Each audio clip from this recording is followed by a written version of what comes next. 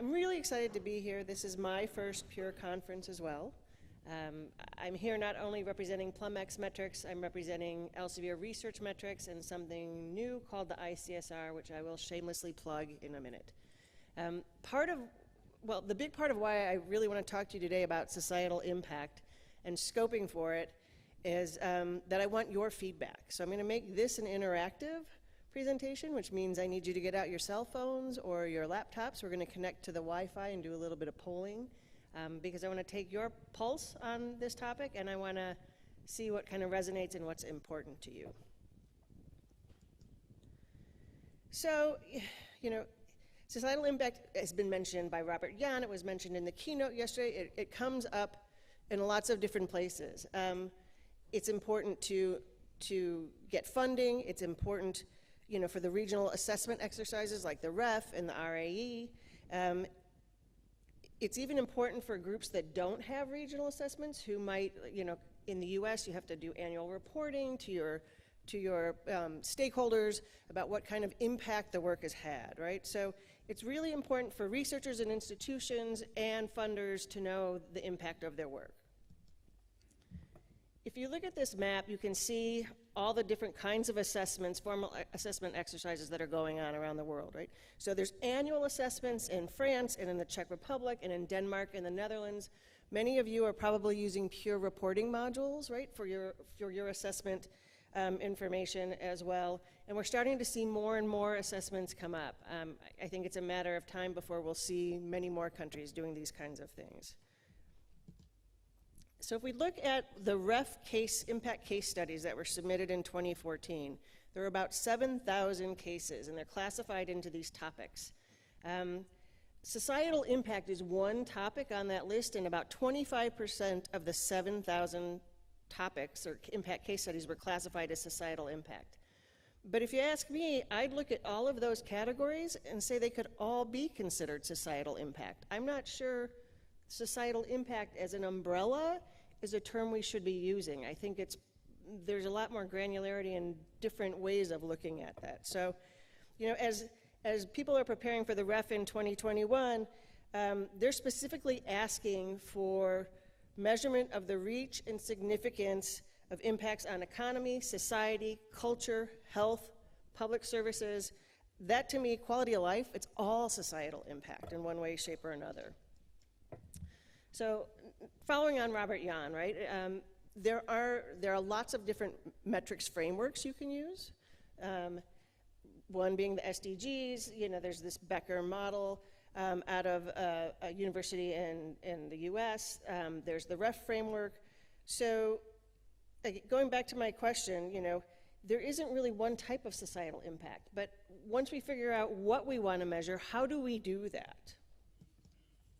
I have to be honest, from a PlumX metric standpoint, measuring societal impact has been something we've been working on for quite a few years now, and we still don't have all the answers to it. So it can mean many things to many people. It can, if you look at patents alone as economic impact, it can take 18 months for a patent in the US just to go through the process and be approved and then have the references even mineable. There are many countries where their policy documents aren't even online, or they're online in a way that we can't even harvest them automatically.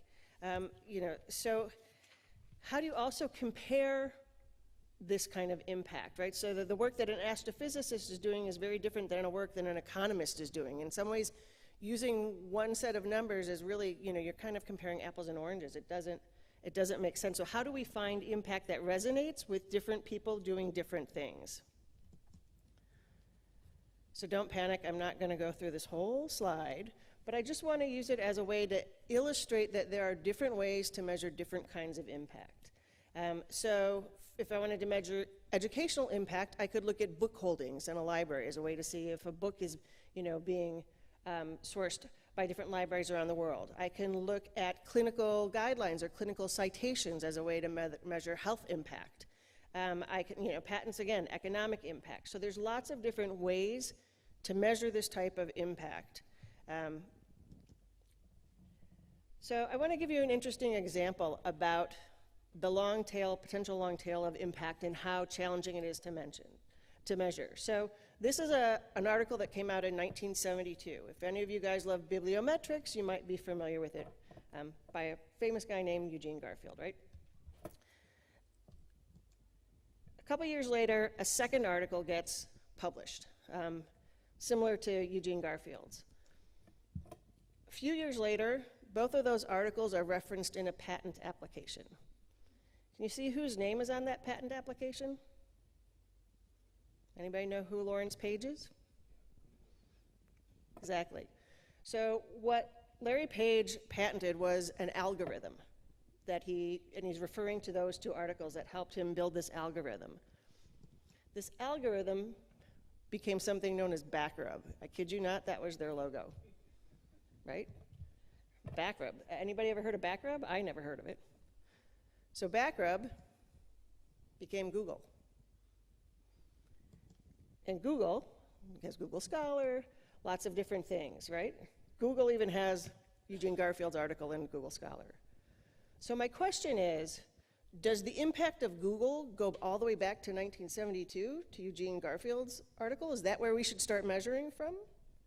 And if it does, do we need to take snapshots as we go along?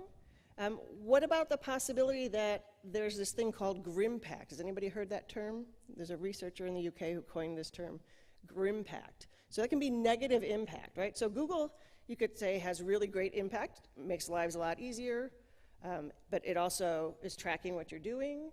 It's, if you have a Google Home device, it's listening to your conversations. Is that negative impact? Should we measure and show negative impact?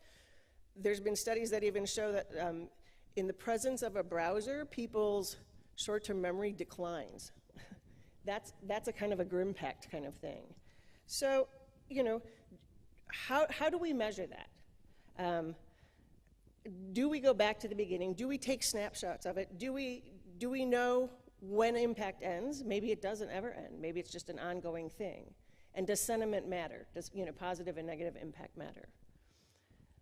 So I want to shift gears and I want to find out how important societal impact is to you. So I want you to go to www.menti.com and you're going to enter in that code. And can we pull up the slide? Can you switch to the live? Sorry. So I want you to rate on a scale from 1 to 5, with 1 being low and 5 being high, how important is measuring societal impact to your institution? You should be able to pick one.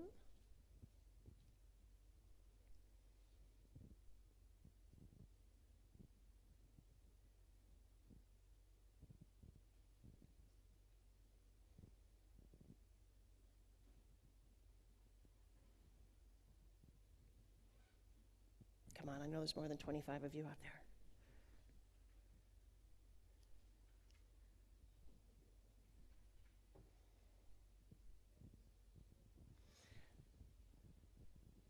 So I think, it's pretty important to everybody, right? But I want you to be aware of the challenges around that. You can keep voting if you want. I'll give it another minute. Okay, great. So can we flip to the next polling question? So I need you to go back to the menti.com, please, to the next slide in there. So what areas of societal impact are you most interested in? I came up with a bunch of categories, and you can pick more than one. This is not a single choice answer. If we can pull that next one up. So I don't know if you can even read those. I can't even read them. It's environmental impact is the last one. Economic impact. So there's a variety of different topics: health policy, social impact, blogs, news, that kind of thing.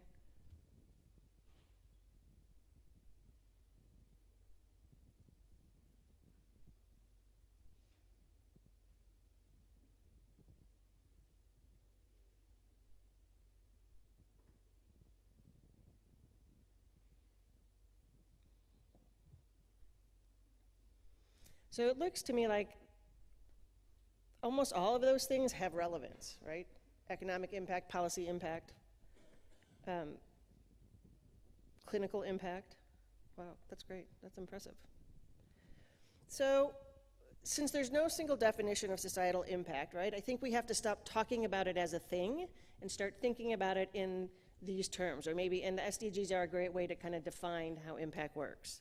So how is Elsevier approaching this? Could we go back to the PowerPoint for a sec, please? So one of the ways we're approaching looking at societal impact is talking to you, talking to experts in the field. And we developed this organization called the International Center for the Study of Research, the ICSR, and I can't ever get that right on my first try. So the ICSR is comprised of external members of an advisory board that we are talking to with your feedback to vet and look at how we measure, societal impact, what kind of metrics we need for that, and do we need new ways to measure that. So this is my plug, right? We really want you all to participate in this. We are doing a lot of research about it. We're publishing topics on this. There's a website. You can sign up to get alerts. My colleague Kate's going to present something on fractional authorship later today that's coming out of the ICSR. So we really want to do a lot of talking and dissemination of information about not only societal impact, but just how research is measured and used around the world. Can we go back to the Menti? I have one more slide. So how are you currently using societal impact metrics at your institution? I have a couple of choices. There's another polling slide. Could we pull up the next one, please? I don't see it up there. I see the choices. Oh, there we go. Yep. Oh, sorry. I do see it. So I've talked with a variety of customers around the world, and I know some of them are using these things to look at promotion and tenure. Some are using it to get funding. So I'm very curious to see if you're using them and how you're doing that at all. And 21%, none of the above.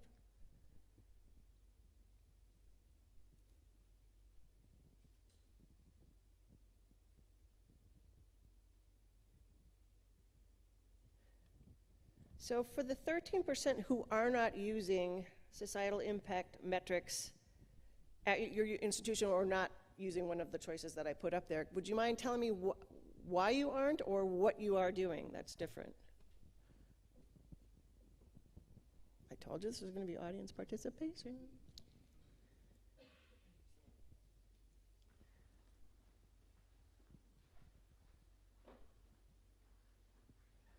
We simply don't have adequate tools or finances and resource to pay for fancy tools like SciVal, Scopus, etc., to give us metrics to enable us to use them. So therefore, they're not in use as such. If these kinds of metrics were available through PlumX metrics, which we do have, we have policy, patent, and clinical citations, which we're continuing to expand. Is that helpful to help meet your... We do have the Plum and also the altmetrics, but that's really more shows us the attention that those are receiving rather than the actual impact. So it's there and it has, to us, limited use for that, and it wouldn't be something that we could use as a complete metric as such. Anybody else want to talk about why they are not using societal impact metrics? Or if they're doing something different than what I had on the list?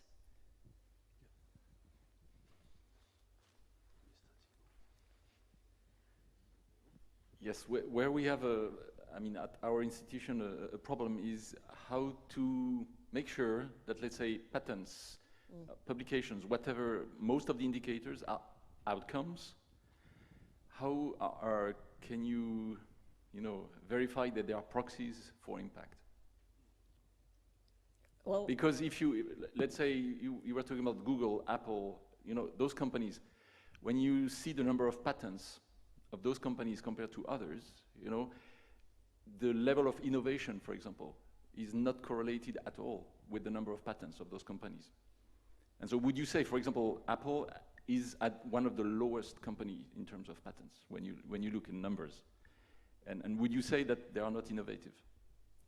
So yeah. The impact in society of Apple, I think, is huge. Right.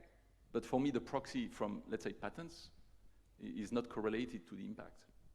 And so my question is more, you are asking why you are not using. I'm not sure if it is to measure impact that we should use some of the indicators that we are talking about. And that's fair, right? No, I think that's really fair. I mean, going back to that example of Google, right? Is it fair to really equate those two articles and that patent to the success of Google, and are they innovative? I don't. It could be a stretch, right? Because in the end, it's a race for patents, for example. But that doesn't mean you are really innovating, you know. True. Thank you. Just to extend that, if we take the example of the life cycle of going from the lab to patent, let's think of drug discovery. So let's imagine that the impact we want to claim is a reduction in, young childhood mortality in sub-Saharan Africa from malaria. So we have a new drug that comes out of the lab. It goes through its various clinical trials. That's likely to generate in sales revenues an economic impact for the patent owner and for others, but actually to get to the point of being able to claim the societal impact, which is the reduction in childhood mortality, it's got to get out to the market, it's got to actually be used, and then we've got to build up the before and after statistics of the effect on childhood mortality. So I think many of these so-called impact indicators are indicators of the possibility for impact or the start of the impact pathway, but they are not, to my mind, indicators of impact per se, because the things we're trying to measure aren't going to be easily harvestable through what are ultimately bibliometric discovery tools. I agree. I think there's a lot of challenges around that, especially community impact was really important for a university I was talking to in California. And so that was, for them, they wanted to know if their faculty and researchers were out there, you know, working in government-funded clinics to reduce, you know, childhood diseases. There's things we can't measure, I mean, is my point. I think that there is definite societal impact that isn't always quantifiable. And so it doesn't tell the whole story, but maybe it can tell a part of the story with what we have. There's a question here, Stephanie. Yeah, not so much of a question as more as a setting of the boundaries, maybe. Looking at patents in the Netherlands is part of the CEP evaluation, which is very classical in our eyes. And at the VU in Amsterdam, we were thinking about what is societal impact. And one of the things we did is looked at the penetration of our research in policy documents, in national policy documents. Because that is impact in society. There are decision-making processes based on those policy documents. And the discussion that we had with researchers was, well, my research is fundamental research and that doesn't penetrate directly into policy documents. And the thing that we do with the tool that we built is that it's the start of the discussion on societal impact. It's not the end goal. And I think that's very important to keep in mind that the numbers that you draw from tools or anything, it's not the end. It's the start of the conversation that you have with your researchers on societal impact. I think that's a really good point. And I do think we take snapshots of things at where we are at a current state, and there is more that happens after that we generally don't measure or don't know how to measure or haven't followed. And there may be some things that we can do to look at ongoing impact versus just patent policy and clinical. There might be other ways to measure that. Can we go back to the PowerPoint? I had a couple other topics I want to, just questions really. So what kinds of impact, we've talked a little bit about what you'd be able to like to demonstrate, but what other kinds of impact do you need to demonstrate at your institution? I want to talk about the example. I had a customer in Malaysia who's a publicly funded institution, and they were very interested in the connection between patents and sales. They wanted sales numbers to prove back to their public who funds the university that a patent that they gave for whatever resulted in X amount of dollars being generated for a local company. That was an interesting way of looking at impact that I hadn't actually considered looking. Getting corporate sales numbers is not an easy thing, but are there things we should be tying to impact that we currently aren't?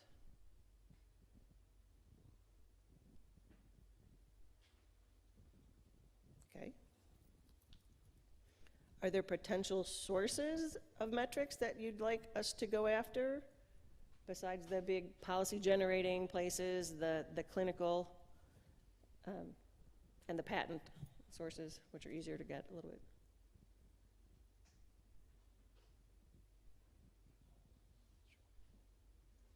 Just a quick question, more from me to some of the UK customers, specifically the ref impact stories. Perhaps a UK customer can speak a bit about that.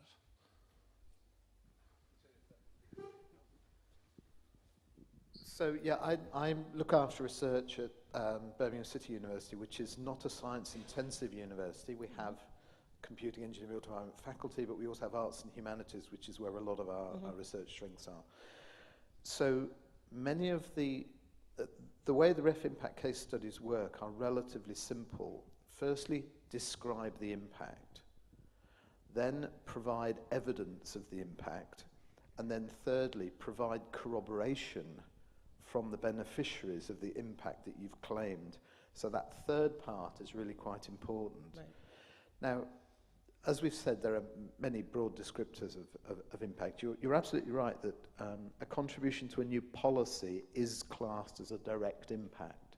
So if, for example, we have a new policy on, I don't know, hate crime reduction, the fact that one of our academics is named as an advisor to that government group and the published policy references their work, that is impact per se. We don't have to evidence what the reduction in hate crimes was as a result of the government implementing that new policy. One of the big areas, though, which has come up from a number of different institutions, is the impact on culture and the impact on public understanding and public awareness of different subjects.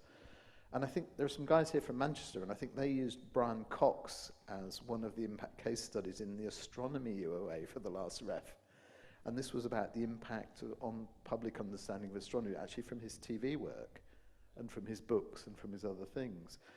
So I guess what we're saying here is that the key thing in the impact case studies now is not just what was the underpinning research, what is the researcher's description of the impact, but it's the corroboration from the research, from the end users, that verifies that the impact that the university has claimed is actually correct.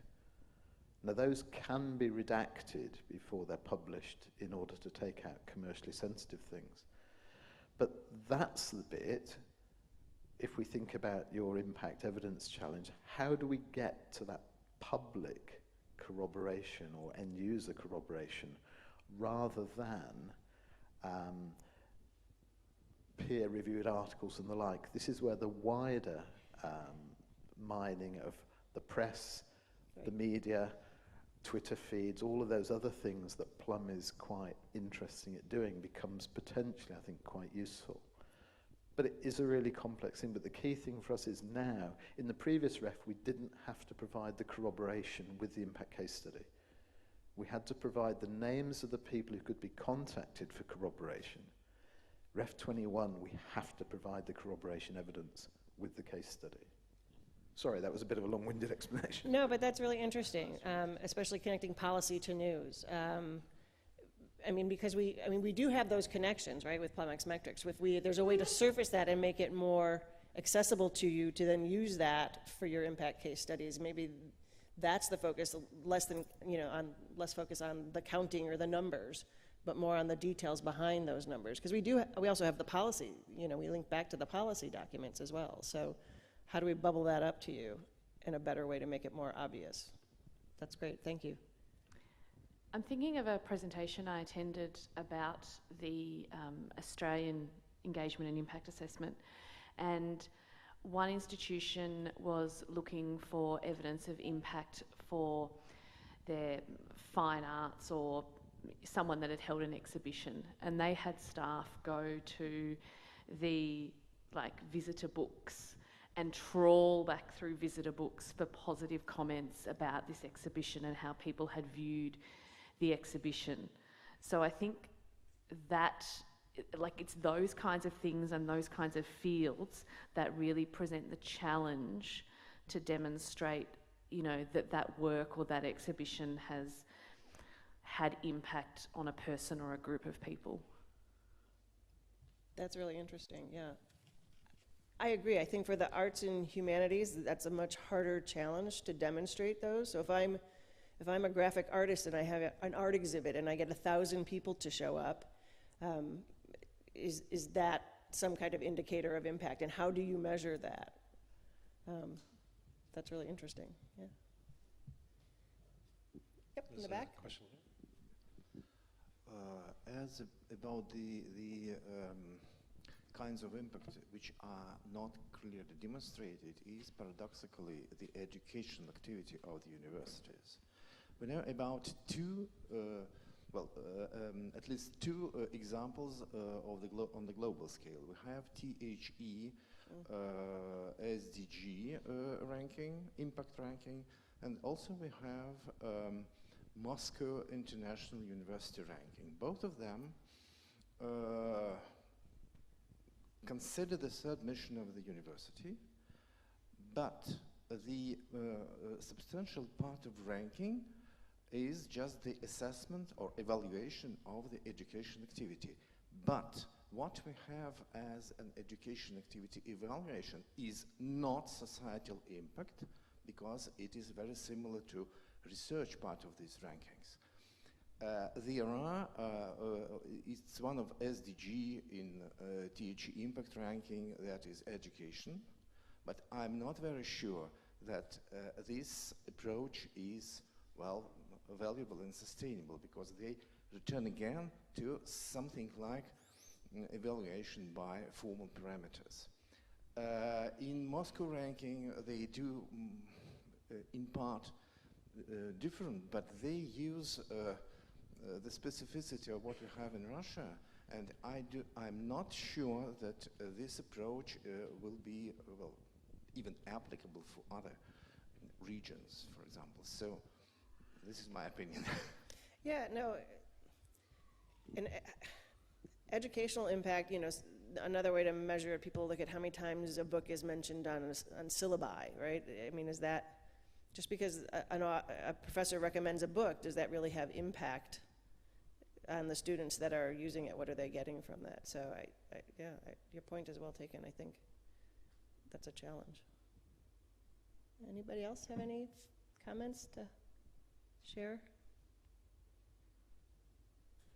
You get to go to lunch 5 minutes early then.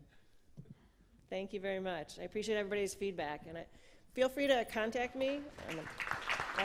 I'd love to talk to you more as things come up and things that are important to you about societal impact. Thank you, Stephanie. Very interesting and good with an interactive session.